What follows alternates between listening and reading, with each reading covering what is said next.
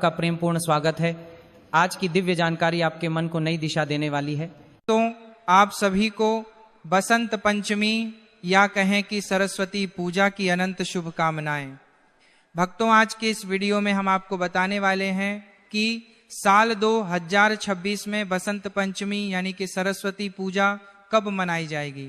23 या 24 जनवरी पूजन कैसे करें, व्रत कब से कब तक रखें, पारण कब करें, इस दिन माता सरस्वती की आराधना कैसे करें, और सबसे महत्वपूर्ण बात, क्या केवल बच्चे या विद्यार्थी ही सरस्वती माता का पूजन कर सकते हैं या परिवार के सभी सदस्यों को पूजन करना चाहिए। जैसी संपूर्ण जानकारी आपको इस एक वीडियो में प्राप्त होने वाली है, तो भक्तों निवेदन है वीडियो को शुरू से लेकर अंत तक पूरा जरूर देखिएगा, क्योंकि बसंत पंचमी साल में केवल एक बार ही आती है और अपनी जिंदगी संवारने के लिए आपको थोड़ा समय तो निकालना ही पड़ेगा। भक्तों, माघ माह के शुक्ल पक्ष की पंचमी तिथि को हम माता सरस्वती के पूजन दिवस के तौर पर मनाते हैं, क्योंकि इसी दिन ज्ञान, कला और संगीत की देवी मां सरस्वती प्रकट हुई थीं और उन्होंने सृष्टि में वाणी, बुद्धि तथा संगीत का संचार किया था। ब्रह्मा जी ने सृष्टि रचना के बाद वातावरण की शांति को भंग करने के लिए जल छिड़का था, जिससे वीणा बजाती हुई सरस्वती जी निकली और तभी से यह दिन उनके जन्मोत्सव और वसंत ऋतु के आगमन के रूप में पूजनीय हो गया। बसंत पंचमी का यह दिन केवल एक पर्व नहीं है, बल्कि यह दिन हमारे जीवन में विद्या, विवेक, संस्कार और चेतना के जागरण का दिन है। बसंत पंचमी वह पावन अवसर है जब स्वयं मां सरस्वती अपने भक्तों के जीवन में प्रवेश करती हैं, विशेषकर उन घरों में जहां बच्चों के भविष्य को लेकर माता पिता सच्चे मन से चिंतित रहते हैं। आज के समय में हम धन, पद और प्रतिष्ठा की चिंता तो बहुत करते हैं, लेकिन विद्या की जड़ को सींचना भूल जाते हैं। जबकि शास्त्र कहते हैं कि जहां यदि किसी व्यक्ति को माता लक्ष्मी का आशीर्वाद प्राप्त करना हो, तो उसके ऊपर माता सरस्वती की कृपा होना भी आवश्यक है, क्योंकि माता सरस्वती केवल विद्या नहीं बल्कि ज्ञान और बुद्धि की भी देवी हैं। और यदि बिना ज्ञान, बिना बुद्धि के किसी को लक्ष्मी कृपा प्राप्त भी हो जाता है, धन दौलत मिल भी जाता है, फिर भी वो बिना सरस्वती कृपा के अपना सर्वस्व गंवा देगा।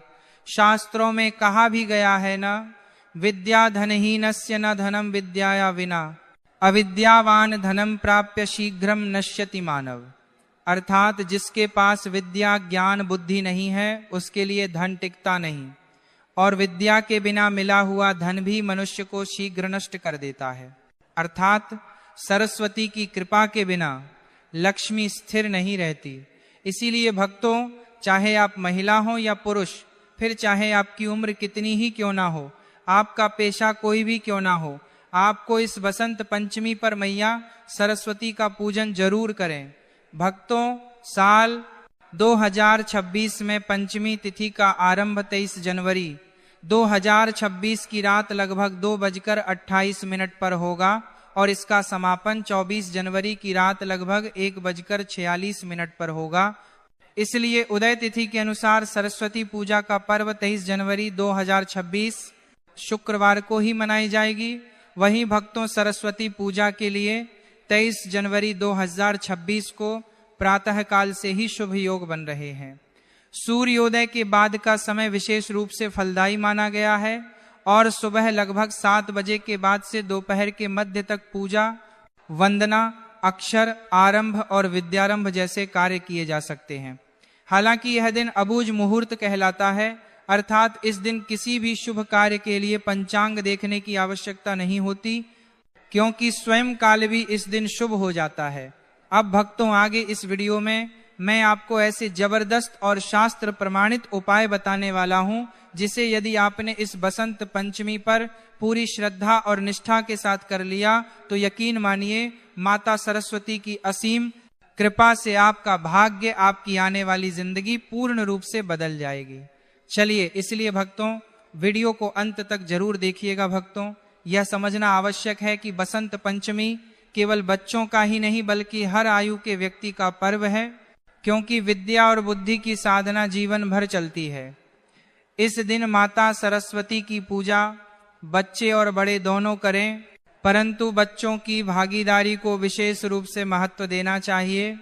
अक्सर ऐसा होता है कि बड़े स्वयं पूजा कर लेते हैं और बच्चों को केवल प्रसाद तक सीमित कर देते हैं, जबकि इस दिन बच्चों को पूजा की प्रक्रिया से जोड़ना अत्यंत आवश्यक है।